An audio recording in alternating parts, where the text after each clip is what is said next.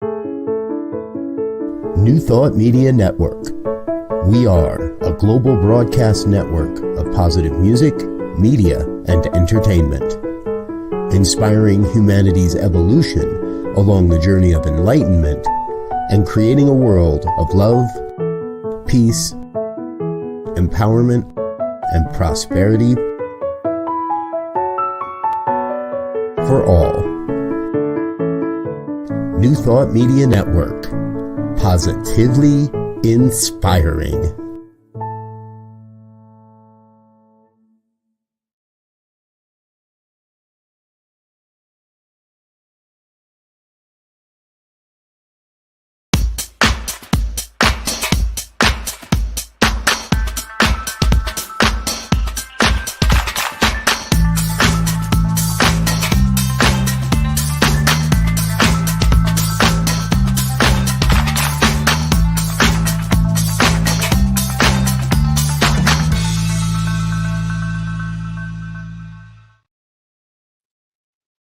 Why, hello there.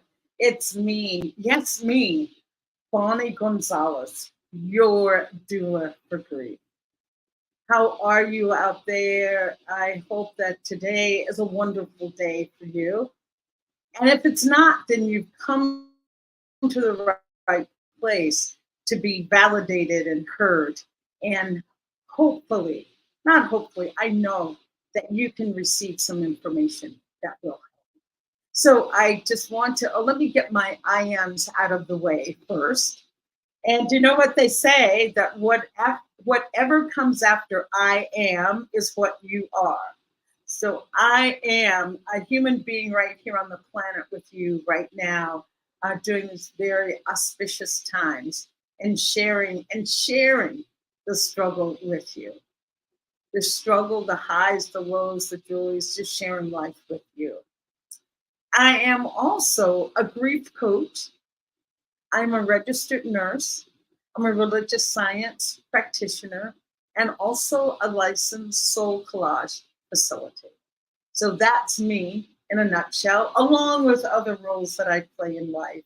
So I want to take this opportunity to just welcome you. Thank you for joining me today.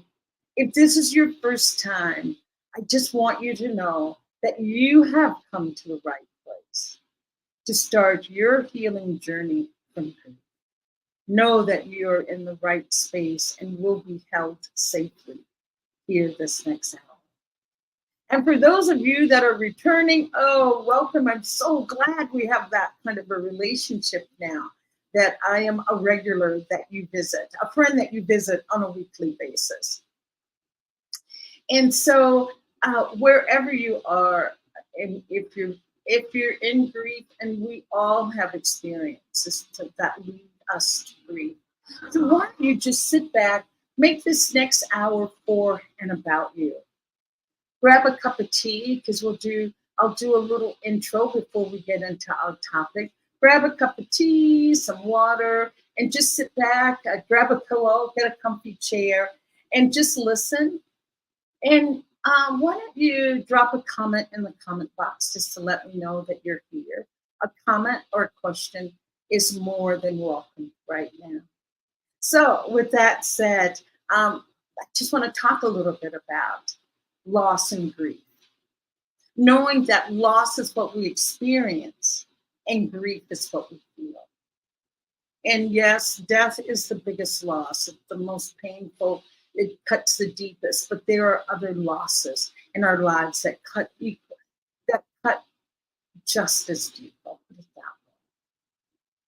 And to know that with these losses, then comes grief. And grief is what you feel. You know, that sadness, that numbness, lonely despair, confusion. Those are some of the things that can come up for grief. And that's what I want you to know, that this is all normal. And our losses, can show up, can just show up in, divorce is a big loss, a geographical move, changes in your health. There's something that is referred to as disenfranchised grief. And those are those types of losses that we have that don't get validated. by society. There's that big one, pet loss. Your precious animal dies, and what people will often say, oh, you can get a new bird, you get a new dog, you can get a new cat, but that is not true. That is a loss that needs to be mourned. How about the death of an ex-partner that you've not been with? Not maybe 20 years and you hear that they have died. That can put you in grief. That's a chapter of your life that has closed. And you may not get that recognition or sympathy that is needed from our society. So yes, just know that there are so many types of losses that can put us into grief. And that's what we're here to discuss today. My goal, my mission, my purpose with Your Doula for Grief is to bring grief out of the shadows of our lives and right smack dab in the middle. Because grief is our biggest teacher in life. Grief is the thing that teaches us the most. Grief really transforms us. You cannot go through grief and come out on the other side a changed person. A changed person. So many people, and myself included, come out on the other side as a wiser person, a more expanded person, a more compassionate person, a person that has discovered gifts about themselves, gifts of creativity that had not been acknowledged. So know that grief, yes, grief does transform us. And know that grief's superpower is healing. You need to heal it. You need to feel it to heal it, because you cannot heal what you cannot feel. That just goes hand in hand. You cannot heal what you cannot feel. So if grief has come up for you today or in these last few weeks, maybe it's something very, very old that you thought, oh my goodness, I know I thought I had moved through that and I was over that. It's like, no, it has come up because now is the time that you can heal. So now that you can feel into it, you will be able to heal it. So just want you to know what loss and grief is, hand in hand, ball and glove that go hand in hand. And I would like to we are the day after Mother's Day, so if Mother's Day has been difficult for you, know that you have my deepest sympathy, condolences with that. And yesterday is yesterday, and what you have is today. So today, be kind and gentle with yourself. With yesterday was a difficult day with Mother's Day. So many people have difficulties with Mother's Day in different ways, maybe wanting to be a mother and not able to be a mother, or having had a child die and you're a mother. You've lost your mother, or your mother's alive and well on the planet, but you're not in a good relationship with her. So just know that this is an opportunity to be gentle with yourself. I love that practice of how would you mother yourself? What is it that you need to feel mother? So think into that and do that and give yourself that gift of self-mother. I also want to answer a question. I received a letter and I did answer that letter, but I thought this would be a good place to maybe start the conversation before we move into our theme today. But I received a letter from someone that wants to be able to help a family member move through grief, the loss of a child. But how can they help that person on this grief journey? And here's what I say: the most important thing that we can do for anyone that is in grief is just to be there for them.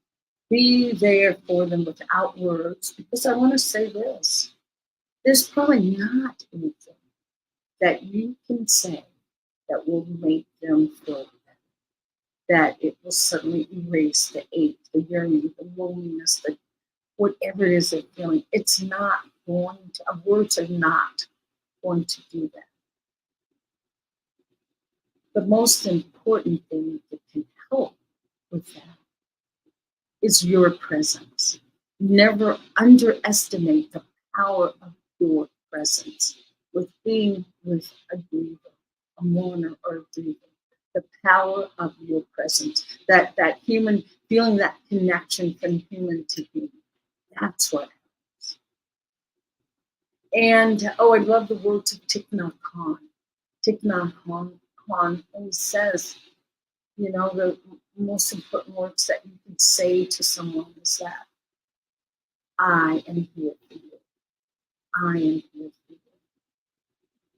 And when you say that, only say that if you can really do that. If you can be with someone who's in grief and not move to try to fix it or change it. If you can really be there with them, say that and do that. And we'll talk a little bit more as we go through our Mourner's Bill of Rights of some other things. And please, please, please, I know we want to help when we give the cliches of, like, it's God's will, they're in a better place, they're not suffering anymore. It's a guess. All that's true, but maybe you're not in a better place at all. So let's try to stay away from those type of cliches. And as I said, what you can say is, I am good for you. Just that, yes, this must be hard for you. Or you can always say, I wish I could say something to make you feel. That is a truth. That is a truth. I wish I could say something to make you feel better. But I'm going to sit here. So I offer that to the person that wrote in, and I did, as I said, respond. But I thought I'll take a moment to just address that. And I just applaud that person for their compassion and kindness for their family, to want to be able to help, to take pen and write it. And that's our society, unfortunately. We weren't taught how to do. We weren't taught what to say or not say. We were told, I bet, don't bring it up. You don't want to make them sad. Or don't say anything you don't want to upset them. So we're learning now. We're learning. I love Maya Angelou when she says, when you know better, you do better. So we're all learning. We're in this place of learning and starting anew and starting fresh. If anything, 2020, really opened our eyes around grief. And so we're still learning. We're like the toddlers.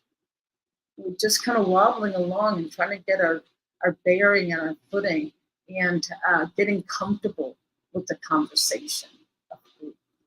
So thank you for indulging me in that listening. And you're just talking about transcendence. Look, sounds like today our topic around loss and grief is death of a loved one. So we'll keep it in that thing, but knowing, I've already said that other losses we encounter that can put us into grief. And it's been a long time since I've read this by Ayanna Van Zandt, and she just has a lovely little couple paragraph quote around grief. And as I said, grief does transform us. Grief does transform us. So the title of this piece is Transformation, and it starts with, those who don't know how to weep with their whole heart don't know how to laugh either. And that's Golda Meir.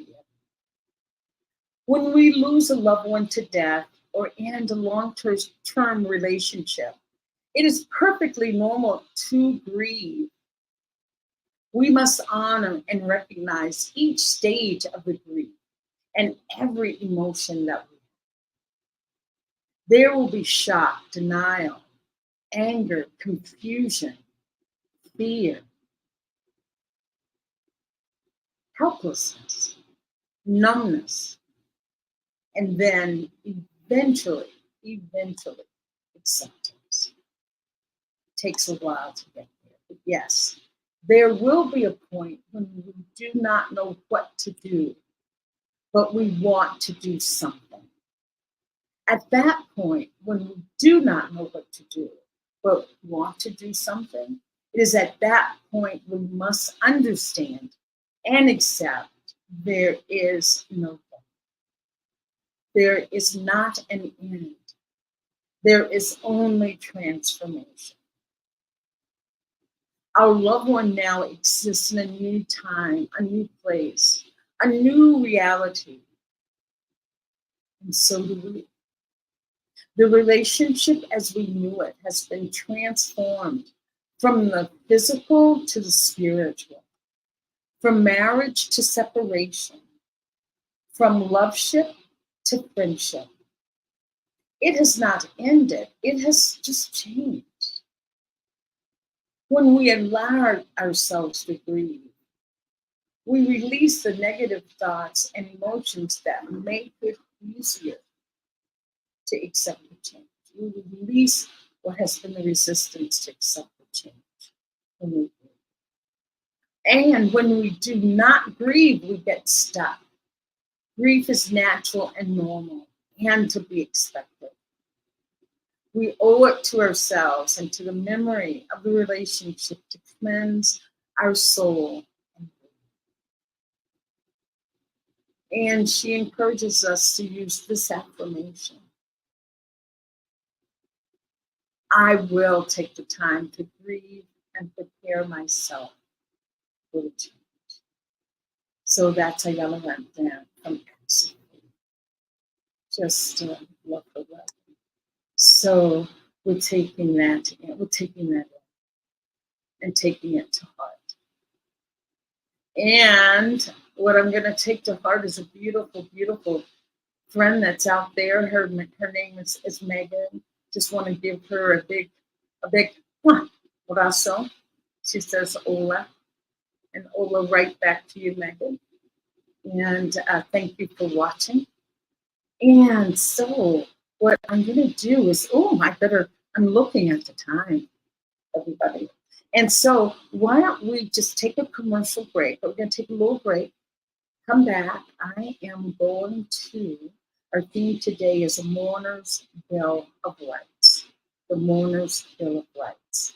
So I'm going to take a little break and come back and just dive headfirst right into the Mourner's Bill of Rights.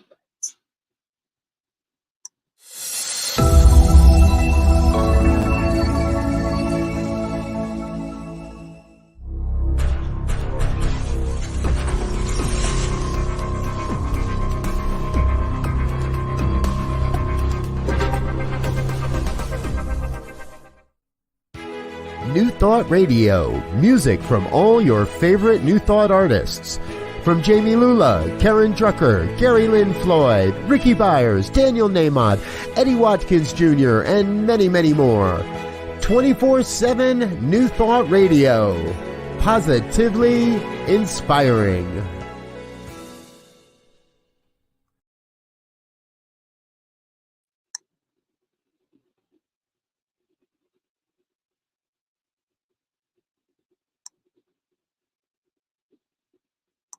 Hello there. Am I there? Hello, I'm back. So, as I promised, we are going to go through the Mourner's Bill of Rights. So, why don't we just get started? Here's what I'll do. I'll just go through them and then I'll go through them one by one, individually. So, a Mourner's Bill of Rights, and it's written by Alan Wolford. And the first thing, just listen, then as I said, we'll go through and do one by one. So you have the right to experience your own unique grief. You have the right to talk about your grief. You have the right to feel a multitude of emotions. You have the right to be tolerant of your physical and emotional limits. You have the right to experience grief outbursts. You have the right to make use of ritual. You have the right to embrace your spirituality. You have the right to search for meaning. You have the right to treasure your memories. You have the right to move towards your grief and So those are the Bill of Rights in just a nutshell. But let's go and let's just take them one by one. And let's just first start with, what is a Bill of Rights? And we all know it from our Constitution, American Constitution, but there are other countries that have a Bill of Rights. And it's just a document stating in a very formal way what your rights are. As an individual of any country, you have that summary of your fundamental rights and privileges that are guaranteed to you, and that they cannot be violated by the state of the country that you live in. So there's a little noise outside. I thought I wouldn't try to compete with it in the moment. But anyway, the idea behind this creation of the Bill of Rights by Alan Wolford is that every person has rights. And he has extended this to include mourners. So he named the selection a Mourner's Bill of Rights. And every person has the right to grieve and mourn in their own unique way. The main point is that no one has the right to expect you to behave any different. I always say too, and Bell Hooks says it better than I, that we can't grieve in isolation. So therefore, when we reach out to others, that because we want to be that reach out, because we're social creatures, that is how we feel. And sometimes in reaching out, we can kind of be steered in a direction that's not the best for us right now.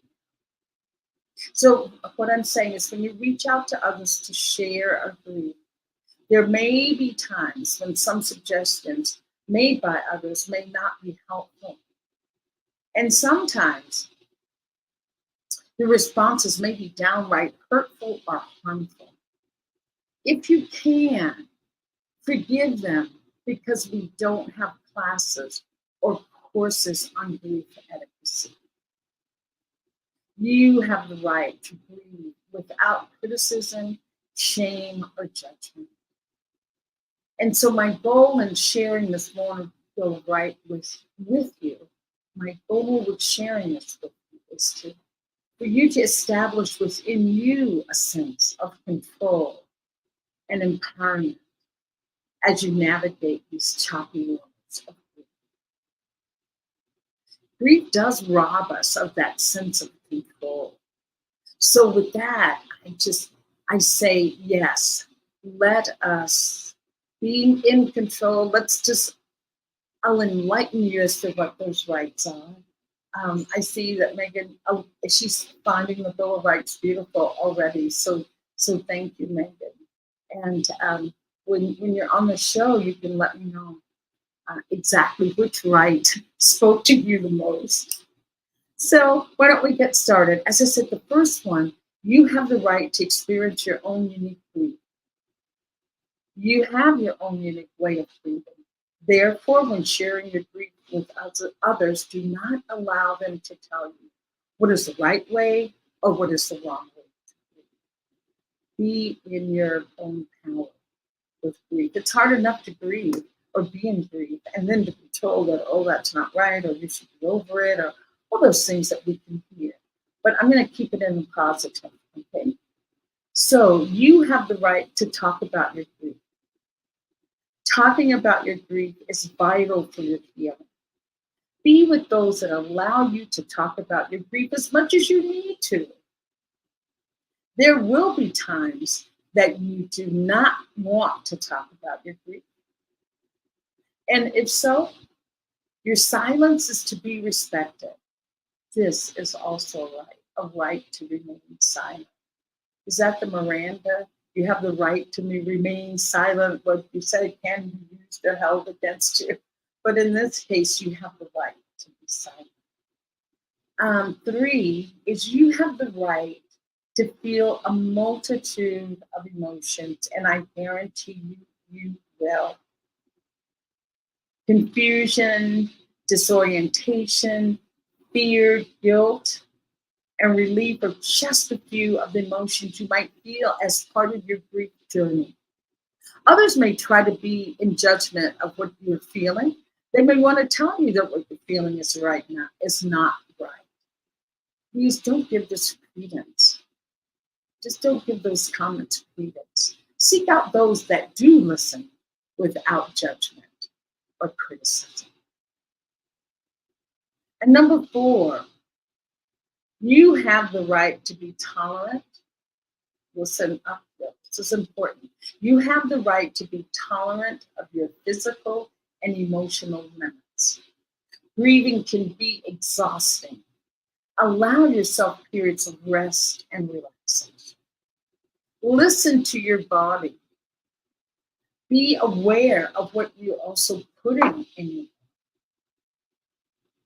And please, please don't allow others to push you into activities or events that you're just not feeling into and ready to participate in. And know that this type of, I'll use the word encouragement coming from your friends, it's because they do want to help.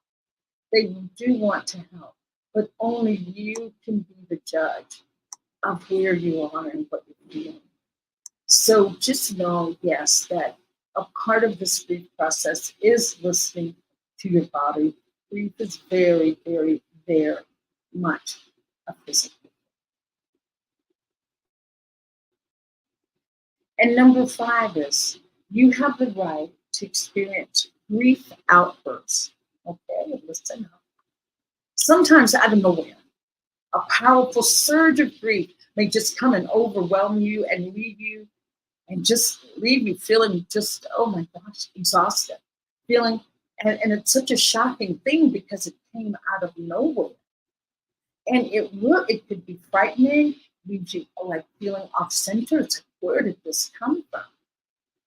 For instance, you could be listening to a song or looking at a beautiful sunset and suddenly have a rush of emotion around the loss of your love. And I just want you to know that this is absolutely normal and natural. Even though it may be frightening and unsettling, just know that it will pass. Just know that it will pass. Find someone who understands and will let you talk about it. And this is where I recommend you having a grief buddy. Okay. I call a grief buddy, to someone who has agreed, of course, to be available when you're in need of emotional support. Have them on standby for just such occasions. And a grief buddy can just serve so many roles. Like that person that can be there when you're having this, overwhelming outbursts of grief or overwhelmed by it. And not only that, maybe you don't want to go to activities or events alone. Maybe you were in a partnership and you always went with your partner and you just don't want to do things alone. That can be your grief buddy. Or if you know that you're going to an event and you're going to need an out, if you need to get out, you're going to need a strategy. Your grief buddy can help you plan an exit strategy. Your grief buddy can be that person that calls you on the phone in the middle of that lunch to say, hey, are you ready to go? You can exit. So they are just that. They're your buddy. They're to help you through difficult and challenging times. Nothing like, really, if you think about it, there's just nothing like friendships in all of our situations. Even the highs, when you have something that you really want to celebrate, nothing like having someone to call and be enjoyable. So these are the first 5 of those rights. And in the first 5 rights, I hope you're becoming aware of how this is geared toward normalizing your personal emotions and feelings, giving you permission to breathe in the way that is natural for you, honoring you as a unique individual, validating you right where you are in your grieving process. Know that it is your right to do what feels right for you in the moment. And my 3 pillars of healing from grief in these first 5 rights, it's being affirmed that grief needs to be heard, grief needs to be validated, and grief needs to be shared. Meaning that you need to talk about it and have someone really hear it. You need to have it validated to say, oh my goodness, yes, Megan, I can see how that would be just absolutely horrific and devastating. And we'll just keep using my sweet friend Megan. Megan, yes, Megan needs to share her story with those that are listening or that will listen. And two, knowing that people have to earn the right to hear the story. And lastly, no one has the right to dictate to you otherwise. These are your first 5 rights. And as I said, emotional. Just validating your emotions and knowing that you're entitled to. So just to let these words sink in, I think we'll just take a quick break. And after a break, I'll share with you the last 5 rights, which will further enlighten you on your human rights as a believer or man. So we'll take a break and come right back.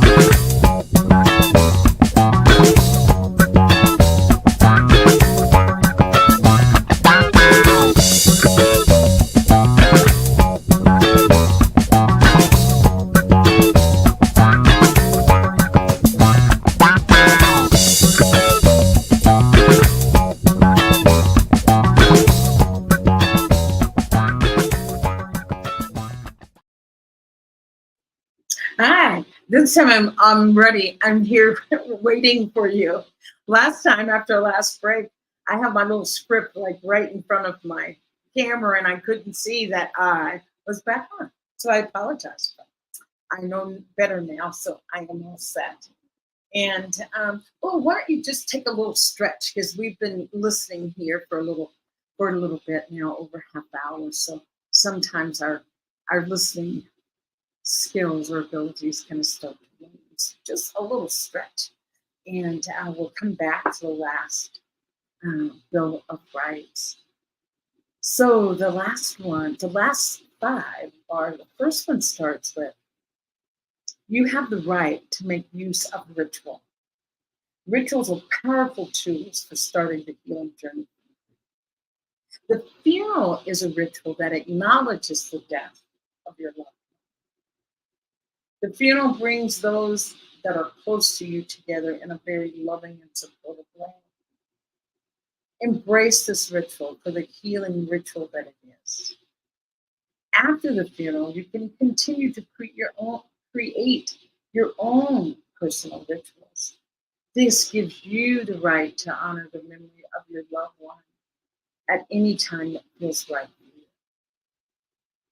And rituals really have that way of restoring our sense of control over a situation that has left you feeling out of control. I mean, and rituals are just so ancient.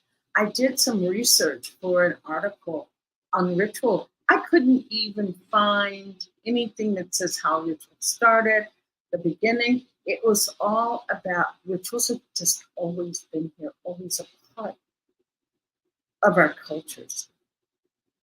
And what I want to say about ritual, it does give you back your power. And you can create your own ritual for whatever it is that you need. If you're honoring your loved one, you can create the ritual of opening it with a bell or a chime. You can have incense, you can have candles, you can have flowers, you can have pictures of your loved one, you can have something from the earth, earth, wind, and fire, something to honor all of the elements. That is the beauty of ritual, that it is so personal. You, it speaks to you. You can even have readings that you love. I love putting quotes and readings. You can incorporate that in your rituals. And what I want to say about ritual, I'll take the time to say that here. If you are creating a ritual for yourself around a loss, to honor that person or to honor whatever it is that you lost, or to bring yourself back to an even culture, is that if you're going to have a ritual, here's what I recommend. Have a part that allows you to have a definite opening, that you're opening the space for your ritual. And whatever it is that you do in between, that is beautiful. And have a part that closes your ritual. That closes it. That gives you that nod that yes, now we're complete. There's something about having an opening and a closing that really encompasses the feeling of having a ritual. I know when I start a ritual, I always light a candle. And what I say when I light that candle, before whatever the other things that I'm going to do, I always say that this light is to put the universe on notice that a ritual is coming up to be blessed, or that prayers are coming up, to put the universe on notice that the prayers are coming up. And then when I close the ritual, I end by snuffing the candle at the very end. And I say when I do that is the universe saying prayers have been received, accepted, and now being worked on. The magic of those prayers, the magic is beginning to happen.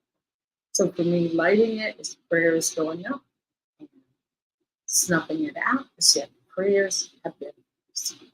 So anyway, that's me. But you do you in a ritual, whatever speaks to you, knowing that it's your ritual. And as I said, opening and closing can give it a sense of completeness. And you can do whatever you want in the middle. The middle part is all yours. So that's ritual.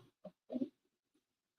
And number 7 is you have the right to embrace your spirituality. If faith is a part of your life, this can be invaluable to your ongoing healing process. I'll read it again. If faith is a part of your life, this can be invaluable to your ongoing healing process. Please express it in ways that seem appropriate to you. Surround yourself with others that share your beliefs. If you feel angry at God, find someone to talk with that won't be critical of your feelings of hurt and abandonment. And that sometimes, I think I said that early on, that yes, in sharing our story, we have to realize that people have to earn the right to hear our story.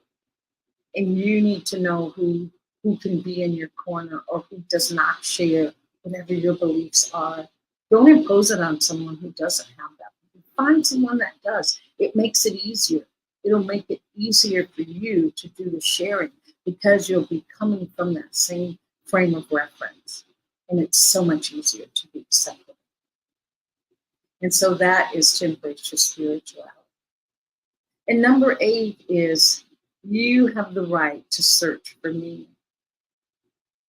You may find yourself asking, why did he or she die? Why this way? Why now? Some of your questions may have answers, but some may not. And watch out for the cliched responses some people may give you. Comments like, it was God's will. Or think of what you have to be grateful for. Are not helpful. And you do not have to accept them. And that's what I said, especially to the to those that want to support the mourners, that you want to be there with them every step of the way, or you want to be there for them. The statements like those are not. As I said, some that are helpful is yet, yes, that must be difficult for you. Or yes, I can see how you could feel that way. And please try to avoid, don't feel that way. That's really not helpful. But allowing them to have their feelings and saying like a nod of a yes to those feelings. Okay, so number 9 is you have the right to treasure your memories. And this is sweet. This is a sweet one.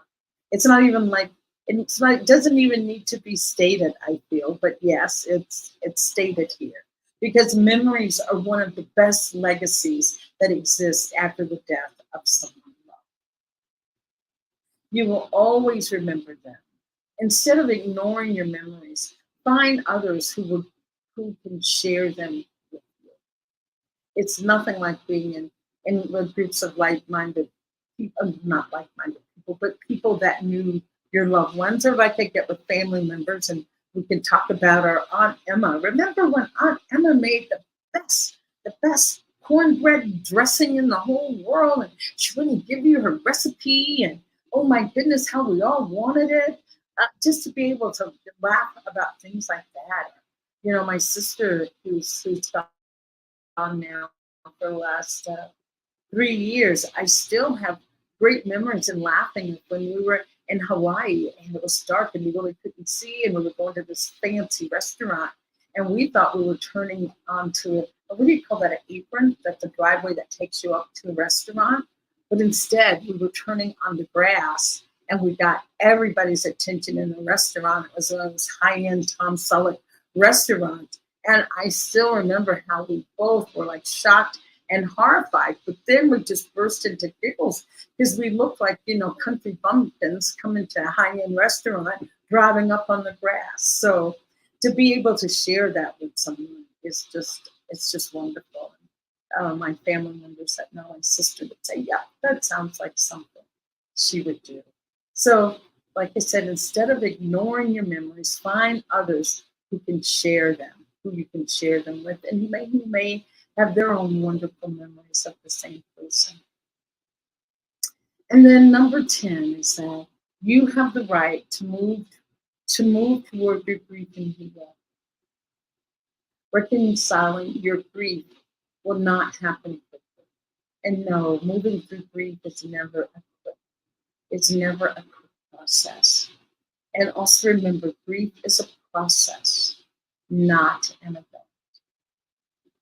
Be patient and tolerant with yourself and avoid people who are impatient and intolerant with you. Neither you nor those around you must forget that the death of someone loved changes your life forever. So it is about being gentle with yourself.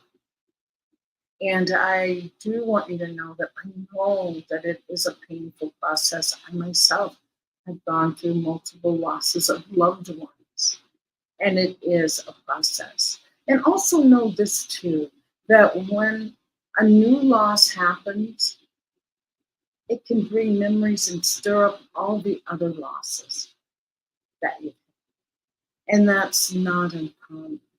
And what can help with this is just to know that it can happen.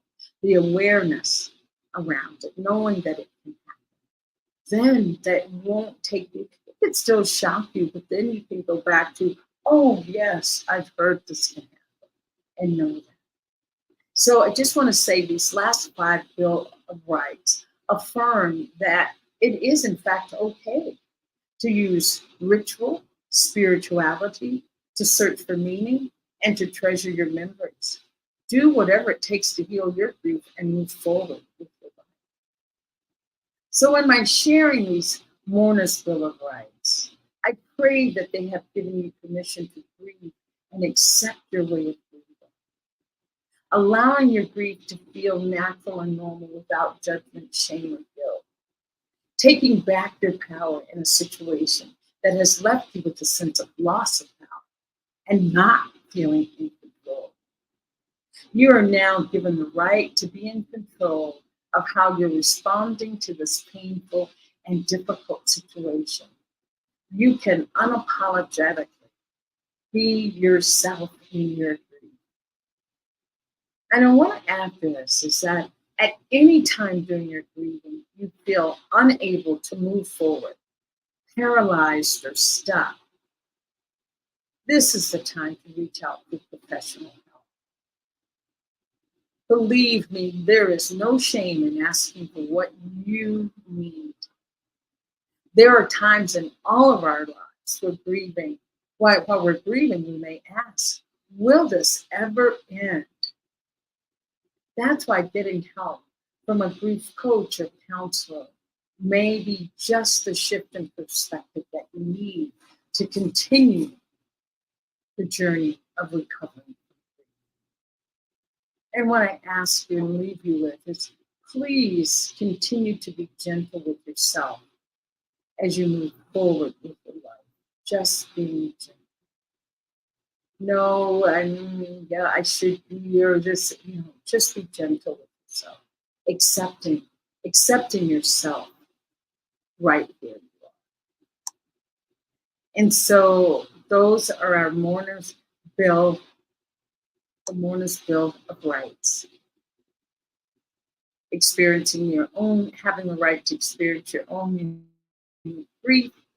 You have the right to talk about your grief, feeling a multitude of emotions. You have that right. You have the right to be tolerant of your physical and emotional limits. You have the right to experience grief outbursts. You have the right to make use of ritual. Embrace your spirituality. Search for meaning. Treasure your memories. And then moving toward your grief and healing. So I thank you. I thank you for taking that in, knowing what your rights are. I want to end this segment before we talk about other things from this little book that I love. It's by Julia Cameron. I know Julia Cameron, very famous for The Artist's Way, if you know The Artist's Way. But she has this, it's a sweet little book. It's just little, I love using it. The title of it is Life Lessons, 125 Prayers and Meditations. Okay? And I'll read this. Each prayer or meditation is just very short. You see? It doesn't take a lot to get through it. And this one is number 46 in this book of the 125. It's like mourning one, meaning the grieving one. You have lost a beloved. At least that is how it feels to you. In reality, your beloved lives on. Death is but a portal to a new and expanded life. Life survives death. You can make contact with those who have passed beyond. You can make contact with them. Take a pen in hand. Address a loving note to your beloved. Listen for a reply. Loving words will come to you. Your beloved loves you still. So I think that says it all, that you are still loved by your beloved. Love never dies. Love never dies. Just transformed in another way. And I do have a question for Megan. It's like, what about those that don't want to move forward? And thank you, Megan. That is a beautiful question. I'll just give you a brief synopsis of what that could be. But of course, each person has an individual reason for not being able to move forward. And Megan's question was, what about those that don't want to move forward? Sometimes in grief and grieving, it's very common that people feel that if they don't move forward, that if they move forward with a happy life and still having some sadness, but moving forward, it's a sign that they didn't love their loved one. Staying in that grief place means that I really loved them, him, her, I really, really love them, and therefore I'm just suffering through this because if I move forward, it means I didn't love them as much as I said. And so that has to be examined. Another one, when people can't move forward, not just don't want to, but can't move forward, or what prevents them from moving forward, is they're really trying to find a meaning, trying to find a purpose as to why did this happen? Why? I need an answer. I need to know it's because I did a bad deed 100 I did a bad deed 20 years ago. I'm being punished. Why did this happen? So those are the major two reasons, Megan. But each person, and another is that sometimes in the way that we have lost our loved one can really trigger or aggravate old wounds that have not been identified. You have an old wound or a trauma that has been unacknowledged and not identified. And that's when I say you need professional help when that happens. Because when we're talking about unearthing or realizing old wounds that we were not aware of, we don't have any tools to work with that. It's totally new. Plus, on top of this, loss. So that's where professional help can come in. When we're trying to find meaning or an old wound or unidentified wound has been triggered, or when we feel that to really show our love for our loved one, we need to stay in it. We need not move out of it. And as I said, and there are a myriad of other reasons, but those are just some of the common ones that I can state to, and without having someone in front of me that's talking through that grief and letting me know what's going on. So thank you, Megan. I love the question. That was just perfect and so timely, so timely. So I just want to thank each one of you for watching today and tuning in. And even if you're not in grief yourself, you probably know someone who is. And that's a part of our moving our collective consciousness in a different way in handling grief, is for each one of us to become armed with information. Armed. I don't like armed. It sounds like we're going off to war, but to enlighten ourselves with as much information as we can about grief, learning how to be in grief, to be with grief ourselves, examining our own responses to grief, and then being comfortable enough that, yes, we can start conversations on grief. And remember this, that with us having these conversations and people listening to us, we are helping to move that needle that I talked about at the very beginning. We are helping to move that needle on grief. So know that if you're talking about grief, giving somebody else permission to talk about grief, that's how we change, one by one. You know, it's like that big skyscraper at night that starts to light up. Like one light comes on and one floor is lit, then another, until the whole building is fully illuminated. That's what we're doing. We're lighting up one by one by one, until we are all fully enlightened and illuminated with our knowledge. So I just thank you, and I see Megan. Oh, thank you, Megan. Megan says, great program as usual. Yay! And we're just getting the spot ready we're holding this place for Megan to come on and be on the show. Okay, so don't be surprised when you see Megan. Okay. And I was just going to say, I am just so honored that you showed up today. I'm so honored that you made you number one today. So I thank you for that. And I want to thank New Thought Media for having this platform where I can talk about the one topic that is not discussed in our lives, and that's grief. So I thank New Thought Media for having the vision to say, yeah, this could expand our network program.